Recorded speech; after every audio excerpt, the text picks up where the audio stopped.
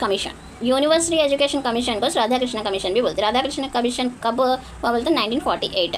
Radha Krishna commission को क्या बोलते हैं? बिल्कुल बोलते द यूनिवर्सिटी एजुकेशन कमीशन भी बोलते हैं।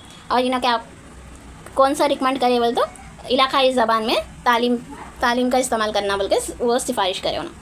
कौन सा? Recommended the use of regional language as a medium of instruction बोल के बोल। हाय एवरीवन, अस्सलाम वालेकुम। आज इंग्लिश मेथोडोलॉजी में फर्स्ट चैप्टर देखेंगे हम। पूरा चैप्टर और इसके साथ साथ MCQs देखेंगे। पूरा एंड तक ज़रूर देखना। अगर आपको इन्फॉर्मेटिव लगा तो आप ज़रूर शेयर कीजिएगा और कमेंट में ज़रूर मेरे को कमेंट कीजिएगा। और चलिए हम इंग्लिश मेथोडोलॉजी देखेंगे। First chapter aspects of English, history of English language, introduction. Both language में लिखी हूँ, आप लोगों को जैसे समझना है वैसे समझ सकते हो आप। अंग्रेज़ी ज़बान एक बड़े ख़ानदान से ताल्लुक़ रखता है, जैसे इंडो यूरोपियन ख़ानदान की ज़बानें कहा जाता है। English language is A part of a large family of language called the Indo European family of languages. Indo European ख़ानदान की ज़बानें तकरीबन 3000 साल पुरानी हैं और ये ज़बानों के सबसे बड़े ग्रुप्स में शामिल है। Indo European families of language is said to be 3000 years old and is the largest family of language groups with many branches। और मेजर ब्रांच कौन सा है? Germanic is a one major branch. और इसके साथ साथ और भी ब्रांचेस है, लेकिन मेजर ब्रांच आ जाके जर्मनिक है। जर्मनिक इस खानदान की एक बड़ी शाख है जहाँ से अंग्रेज़ी ज़बान का आगाज़ हुआ। Germanic is one major branch of this family from which English originated। Other branches of the families और इस खानदान के दीगर शाखे भी हैं। कौन सा है? Slavic, Baltic, Celtic, Romance, Indo Iranian Sanskrit ज़बान से है। Sanskrit the language of India also belongs to the Indo Iranian branch of this family. Sanskrit जो भारत की ज़बान है इंडो ईरानी शाख से ताल्लुक़ रखती है। स्टेजेस ऑफ इंग्लिश लैंग्वेज, अब इसके स्टेजेस देखेंगे। 3 स्टेजेस है। कौन से हो? Old English, Middle English, Modern English. Old English कब से कब तक? 500 AD to 1100 AD। Middle English 1100 AD to 1500 AD। Modern English 1500 AD to to date अब तक। सो ओल्ड इंग्लिश के बारे में हम देखेंगे। ओल्ड इंग्लिश कदीम अंग्रेज़ी का आगाज़ इंग्लिश और सैक्सन्स क़बाइल के ज़रिए हुआ, जो डेनमार्क और जर्मनी से बरतानवी जजीरों में आबाद हुआ। Old English began with the tribes of Angles and Saxons coming from the south of Denmark and Germany to occupy British Iceland। इस जजीरे के पहले बाशिंदे केल्टिक ज़बान बोलते थे और इन्हें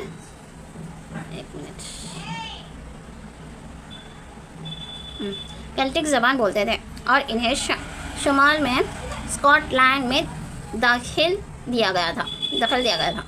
Earlier inhabitants of the island spoke Celtic and they were driven north to occupy Scotland। Celtic कुछ क्या है? Words like skirt and shirts are examples of Celtic influences। Celtic और स्कर्ट और शर्ट जैसे अल्फाज केल्टिक असरात की मिसाल है। Anglo Saxon language gradually came to be called English. Anglo Saxon ज़बान को आहिस्ता आहिस्ता इंग्लिश किया जाने लगा और जहाँ से बोला जाता था उसे इंग्लैंड, आज इंग्लैंड कहा जाता है। Anglo Saxon language gradually came to be called English and the land where it was spoken became known as now England। Beowulf is a famous book written during this period। Old English के time पे Beowulf famous book थी, मगर ये कौन लिखे बल्कि अभी तक किसी को पता नहीं है। Old English exhibited 4 dialects. कौन से हो? Northumbrian, northern part, mercian, Midlands, West Saxon, west and south, Kentish, south east, अम्बेरियन। मिडिल इंग्लिश 11, अब ओल्ड इंग्लिश हो गया है। Middle English 1100 AD to 1500 AD। दरमियानी अंग्रेज़ी नॉर्मन हमले के बाद बनी। जिसके क़यादत विलियम दी कॉन्करर ने की। Middle English developed after the Norman इन्वेशन under the leadership of William the conqueror.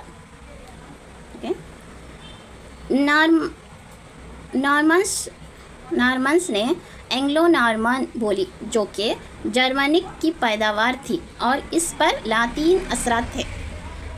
Norman spokes Anglo Norman, a product of Germanic which was influenced by Latin. Anglo Saxons और Anglo Normans के इम्तिजाज से दरमियानी अंग्रेजी बनी। A combination of Anglo Saxon and Anglo Normans gave birth to Middle English. Major author of this period was Chaucer. इस दौर के मशहूर मुसन्निफ कौन है? चॉसर है। चॉसर। नेक्स्ट, अब Modern English 1500 AD to till date, मतलब टू डेट। जदीद अंग्रेज़ी के तरक्की की बदौलत हुई जिसने यूनानी और लातीनी असरात डाले। Modern English developed due to renaissance movement which brought the influence of Greek and Latin on English. William Caxton ने प्रिंटिंग प्रेस का आगाज़ किया।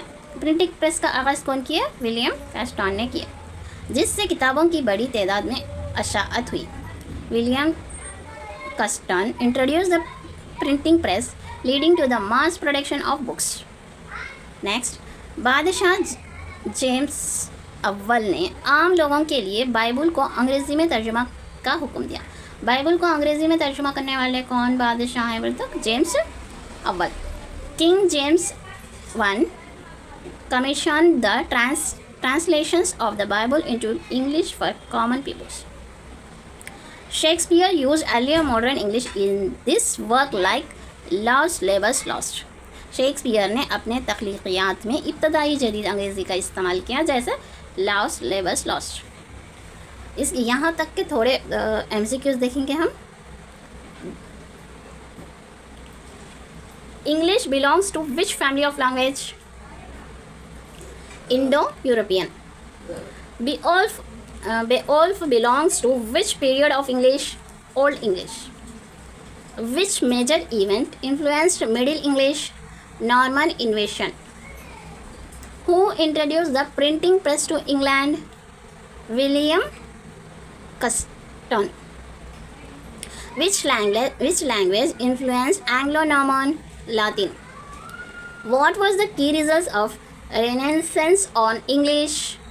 Influence of Greek and Latin. Who is called the major author of Middle English? Chaucer.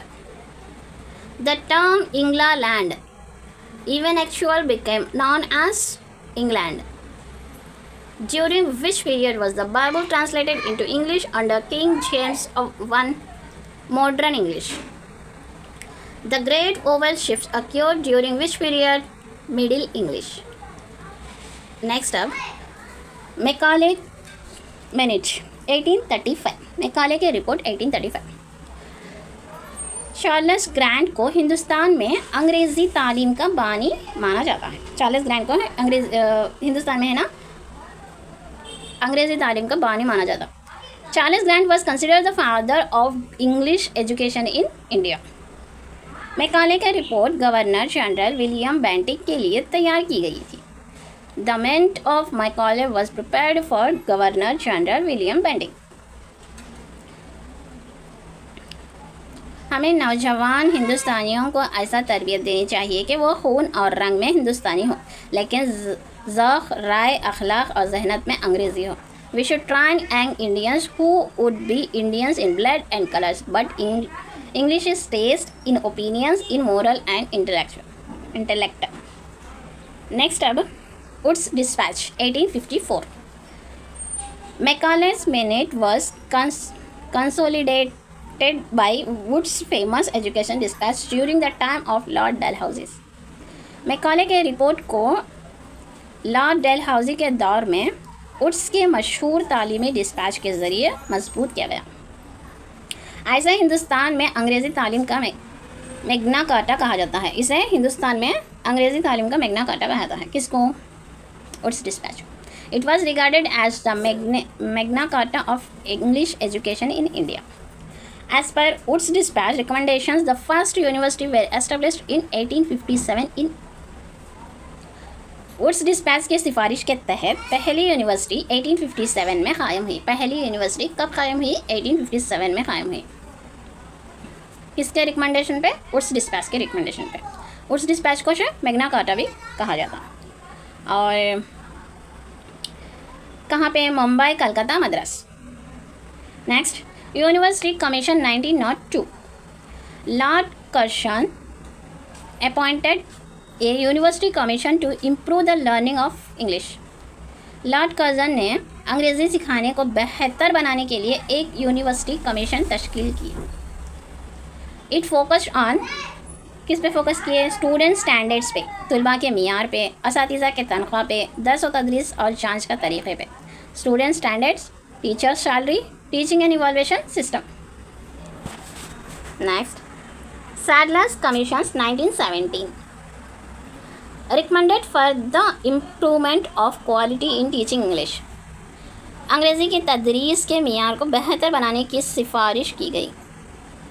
तालीम के ज़रिए दर्ज झैल होना चाहिए। recommended for the improvement of quality in teaching English।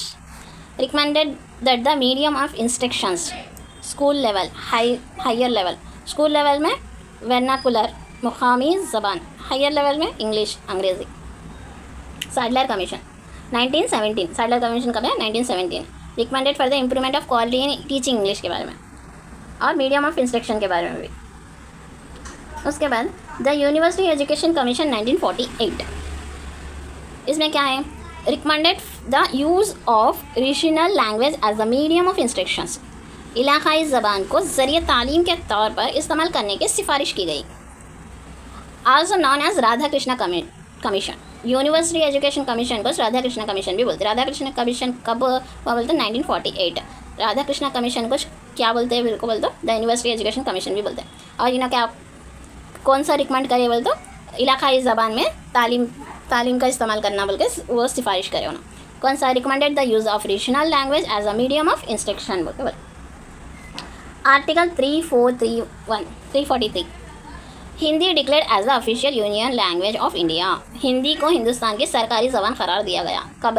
Article 343(1) में। English declared as a associate language, official language. अंग्रेज़ी को एक मावन सरकारी ज़बान के तौर पर तस्लीम किया गया। हिंदी को ऑफिशियल यूनियन लैंग्वेज कौन से आर्टिकल में? 343(1) में। और इंग्लिश को एसोसिएट ऑफिशियल लैंग्वेज डिक्लेयर कर कौन से आर्टिकल में? 343(1) में। Okay, article. The 3 language formula. Next, 3 language formula को मरकज़ी तालीम मशवरती बोर्ड के ज़रिए पेश किया गया। मतलब CABE, central advisory board of education, introduced 3 language formula को इंट्रोड्यूस्ड बाय CABE। CABE का फुल फॉर्म क्या है? Central advisory board of education. First language mother tongue और रीजनल लैंग्वेज, पहली ज़बान, मादरी ज़बान या इलाकाई ज़बान। Second language Hindi speaking states कौन से? नॉर्थ साइड्स के। मॉडर्न इंडियन लैंग्वेज MIL और English. Non Hindi speaking states कौन से है? अपने मतलब ये साउथ साइड है। सो हिंदी सेकेंड लैंग्वेज और English. Third language Hindi speaking states में थर्ड लैंग्वेज इंग्लिश और MIL not study at the second language.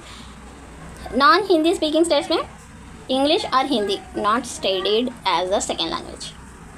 Okay, conference of chief minister 1961 supported the 3 language formula with some modification. 3 ज़बानों के फार्मूले के हमायत किया गया और इसमें चंद तरमीयात की गई। English review committee 1960 formed by UGC under the chairmanship of GC Banerjee. UGC ने GC बनर्जी के सरबराही में कमेटी तश्कील दी। अंग्रेज़ी के असातिज़ा की तरबियत के लिए कौमी ज़बान के इदारे में तरबियत देने की सिफारिश की गई।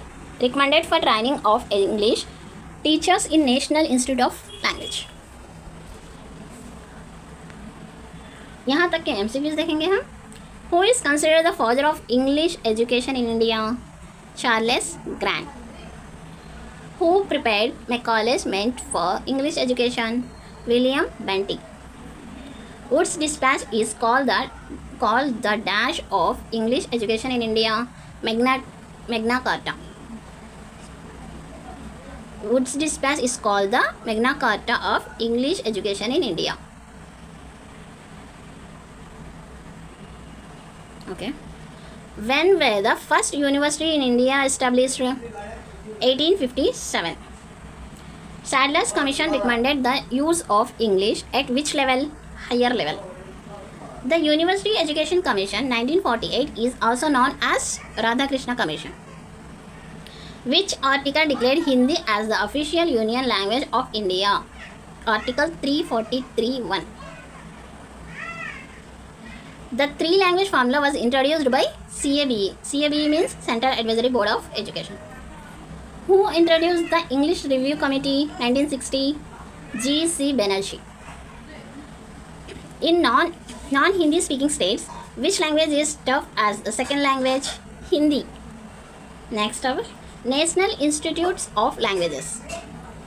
1954 पहली कौमी ज़बान का इदारा 1954 में इलाहाबाद में कायम हुआ. 1954 First National Institute of Languages established in Allahabad. Next, 1958 EFLU में Central Institute of English and Foreign Languages Hyderabad में कायम हुआ, जो अब EFLU नाम से जाना जाता है. 1958 में central institute of English and foreign language Hyderabad में कायम हुआ. अब है ना उसको CIEFL कुछ क्या बोलते हैं, EFLU बोलते हैं. Central 1958 central institute of English and foreign language CIEFL established in Hyderabad. Currently known as English and Foreign Language University EFLU. 1963 Regional Institute of English RIE established in Bangalore. Hyderabad में 1958 में कौन सा EFLU, उसको पहले क्या बुलाते थे EFLU को CIEFL बुलाते थे, और इसको अब चेंज होकर EFLU में चेंज हुआ. EFLU का मीन्स क्या है, English and foreign language university है. CIEFL का फुल फॉर्म क्या है, central institute of English and foreign language है. और RIE का फुल फॉर्म क्या है, रीजनल इंस्टीट्यूट ऑफ इंग्लिश है. ये कहाँ पे है, बैंगलोर में है. 1963 में 1980s 16 English language teaching cells ELTCS were established. Next up, Kothari commission 1964. Kothari commission का कोठारी कमीशन के रिकमेंडेड क्या है, सिफारिश की गई कि अंग्रेज़ी को लाइब्रेरी ज़बान के तौर पर पढ़ाया जाए. कोठारी कमीशन लाइब्रेरी ज़बान बोली और लिंक लैंग्वेज भी बोली. recommended that English should be studied and taught as a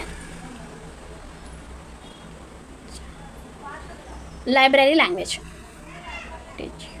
सिफारिश की गई कि अंग्रेज़ी को लाइब्रेरी ज़बान के तौर पर पढ़ाया जाए. English should be used as a link language in India. Supported Nehru statement. Nehru का स्टेटमेंट क्या था, English is a window on the world. Okay. Next, definition of language ज़बान के तारीफ़ है. एडवर्ड क्या बोले उन्होंने, language is a purely human and non instinctive method of communicating ideas, emotions and deserve the meanings of the system of voluntarily produced symbols. ज़बान ख़यालात, जज्बात और ख्वाहिशात के इजहार का एक खालिस इंसानी और गैर फितरी तरीक़ा है जो रज़ाकाराना तौर पर पैदा किर्दा अलामतों के ज़रिए होता है. 5. Language is a system of arbitrary vocal symbols used for human communication. ज़बान है तरतीब सूती अलामतें का एक निज़ाम है जो इंसानी राब्ते के लिए इस्तेमाल होता है. Next, language is a system of communication bye sounds operating through the organs of speech and hearing among members of A given community and using vocal symbols processing arbitrary convention meanings. ज़बान आवाज़ के ज़रिए बातचीत का एक निज़ाम है जो बोलने और सुनने के आज़ा के ज़रिए काम करता है और तरतीब अलामतें के ज़रिए मानी पहचानता है. नेक्स्ट, ज़बान लिसानी अलामत का एक मजमुआ या निज़ाम है जिसे लोग एक ख़ास अंदाज में इस्तेमाल करते हैं ताकि एक दूसरे के साथ बामानी तौर पर राब्ता कर सकें। Language is any set or system of linguistic symbols as used in a more or less medium fashions by a number of peoples who are thus unable to communicate intelligibly with one another. Next, language is a systematic means of communicating ideas or feelings by the use of conventionalized sounds, marks having understood meanings. ज़बान ख़यालात या जज्बात को रिवायती अलामतें, आवाज़ें, इशारा या निशानात के ज़रिए पहचानने का एक मंज़ूम तरीका है। Webster's dictionary. Language is a system of communication used by a particular community और कंट्री। ज़बान एक मखसूसी कम्युनिटी या मुल्क के ज़रिए इस्तेमाल किया जाने वाला राब्ते का निज़ाम है। अब है next, principles of learning English language. अंग्रेज़ी ज़बान सीखने के उसूल। बिहेवियरल साइकोलॉजिस्ट, रिवायती माहिर नफ्सियात।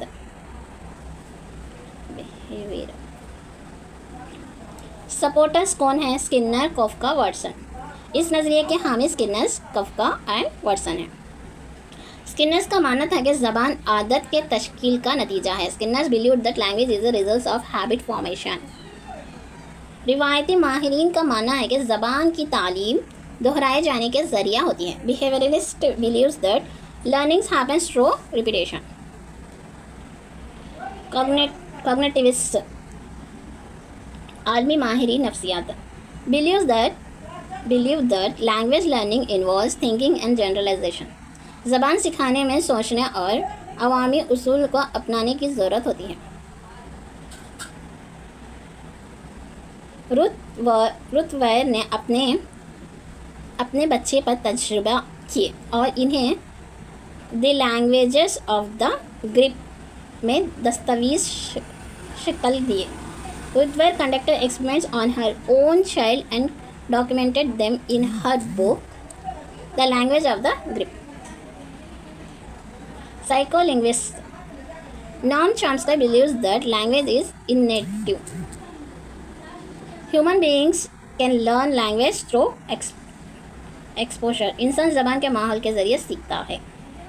नॉम चॉम्स्की का मानना था कि ज़बान सीखने की सलाहियत पैदाइश से है। Importance of learning English as a second language. Business and commercial के लिए होता और English is widely use in business, trade and officials communications. अंग्रेज़ी कारोबार, तिजारत, सरकारी मौसूलात में बड़े पैमाने पर इस्तेमाल होती है। ट्रैवल एंड टूरिज़म पे भी इस्तेमाल होता। English is the most commonly use language in international travel. बैनुल क़ौमी सफ़र में अंग्रेज़ी सबसे ज़्यादा इस्तेमाल होने वाली ज़बान है। मास मीडिया एंड पब्लिकेशंस में most newspapers, magazines and books are publish in English. ज़्यादातर अखबारात, रसाइल और किताबें अंग्रेज़ी में शाया होती हैं। MCQs देखेंगे अब यहाँ तक। Where was the first National Institute of Languages established? Allahabad. The Central Institute of English and Foreign Languages CIEFL was established 1958. Kothari Commission recommended English as a link language and official language. Link language and library language. Ruthweiss books, The Language of the Grip, deals with language learning. Who said the language is innate to human beings? Noam Chomsky. Who believes that language is habit formation? Skinner. Importance of learning English as a second language. Language of education. English is widely used as a medium of instructions in schools and universities. अंग्रेज़ी को तालीम की ज़बान के तौर पर बड़े पैमाने पर इस्तेमाल किया जाता है। स्कूल्स में, यूनिवर्सिटीज़ में यूज़ होता। Library language. ज़्यादातर तालीमी और हवालियात जाती किताबें अंग्रेज़ी में दस्तयाब होती हैं। लाइब्रेरी लैंग्वेज भी बोलते हैं। Mostly academic and reference books are available in English. Language of social status. Fluency in English enhance social status. अंग्रेज़ी बोलने की सलाहियत समाजी हैसियत को बेहतर बताती है। Language of opportunities, English opens doors for better career and jobs.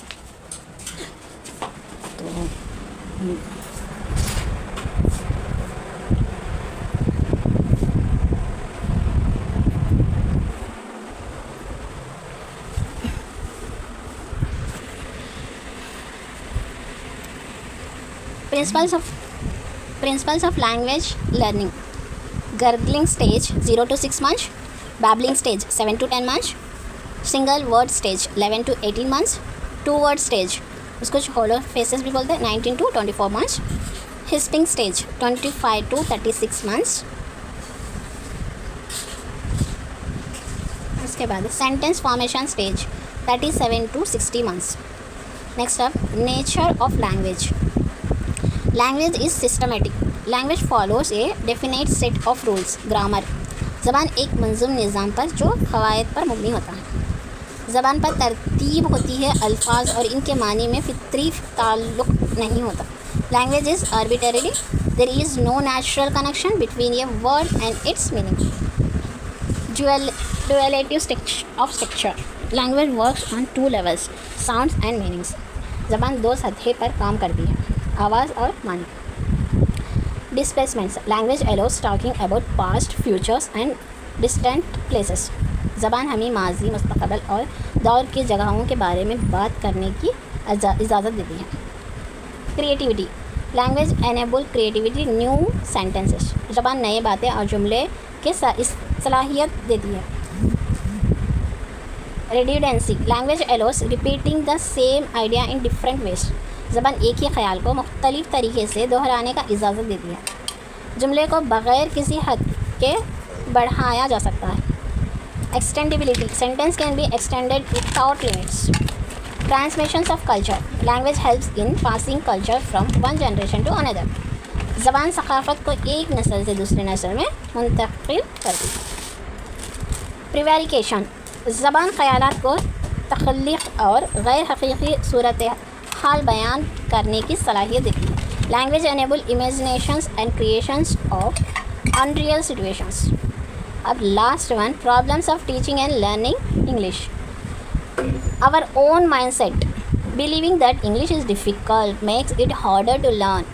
ये यकीन कि अंग्रेज़ी मुश्किल है, इस सिखाना मुश्किल बना देता है। Comparing English with mother tongue, direct translation from the mother tongue creates confusion. मादरी ज़बान से मौज़ाना उलझान पैदा करती है। Avoiding use of mother tongue, relying on gestures instant of words limits learnings. इशारों पर इन्हिसार सिखाने की सलाहियत को महदूद करता है। Phonology of English, English sound system differs from Indian languages.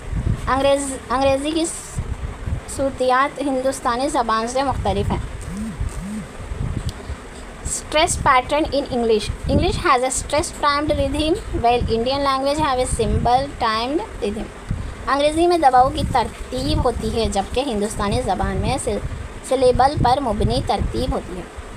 Over crowded classrooms, large class size reduce attention and learning. बड़ी क्लासेस सिखाने में रुकावट पैदा करती है। Lack of motivations, absence of motivations reduce interest in learning English. हौसला अफजाई की कमी सिखाने के अमल को मुतासिर करती है। Lack of exposure, limited opportunity to use और hear English outside the classroom. Class के बाहर अंग्रेज़ी के इस्तेमाल या सुनने के मौका कम होता है। Lack of good teachers, teachers में लैक प्रॉपर ट्रेनिंग, असातिज़ा को मुनासिब तरतीब हौसला ना होने मसाइल पैदा करता है। डिफेक्टिव मेथड्स, पुराने तदरीस तरीक़े सिखाने के अमल को मुश्किल बना देता है। Outdated teaching methods make learning difficult. यहाँ तक के MCQs देखेंगे हम। The first national institute of language was established in Allahabad. The central institute of English and foreign language CIEFL was established 1958. Kothari Commission recommended English as a link language and library language. Noam Chomsky believed that language is innate to human being. Language is a system of arbitrary vocal symbol used for communication. This definition was given by Pike. In English, stress is based on stressed time rhythm. Redundancy in language means repeating the same idea in different ways. Transmissions of cultures through language means language helps us to understand other cultures. The sentence formation stage occurs between 37 to 60 months. Who conducted experiments on language learning in the language of the Greek? रुथ वेयर. और total पूरा अब तक जो भी chapter पढ़े हैं पूरे चैप्टर के फिर से प्रैक्टिस टेस्ट देखेंगे हम 20 बिट्स फिर से. सो टोटल 50+ MCQs आगे हैं. When English education was introduced in India, people greeted the move. Indo European family of language is said to be 3000 years old. The great vowel shift means the vowel pronounced from the back of the mouth in the Middle English shifted to the front of the mouth in the modern English. According to the theory, language began when our ancestors started imitating the natural sounds around them. Bow wow theory. It means each language chooses its own system of speech sounds and has words for different objects. Arbitrarily. It means we can imagine things and be creative. Prevarication. English finds a place in which schedules of our constitution's 8th schedule. Single word stage of language learning is 11 to 18 months. According to whom human beings can learn the language that is largely available in the environment. Psycholinguistics.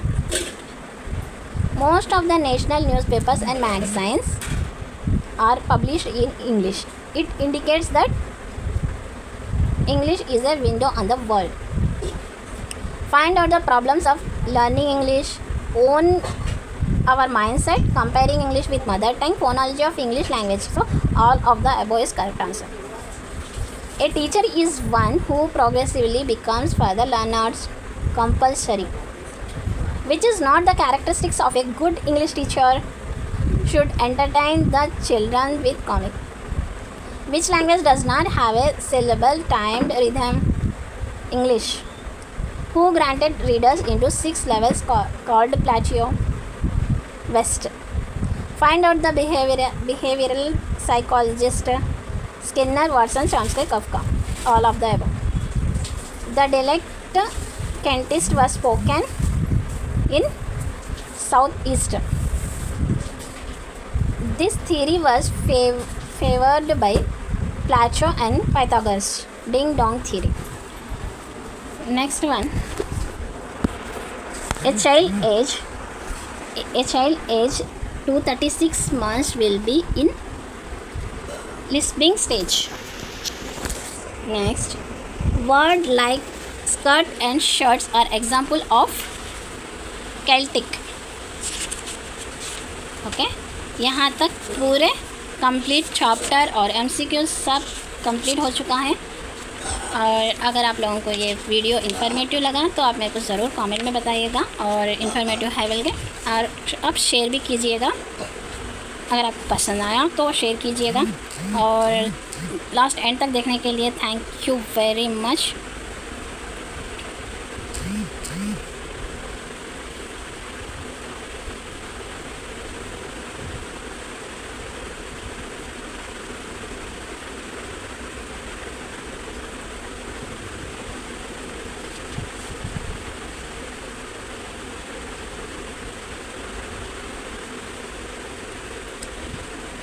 Allah Hafiz, bye, take care, all the best.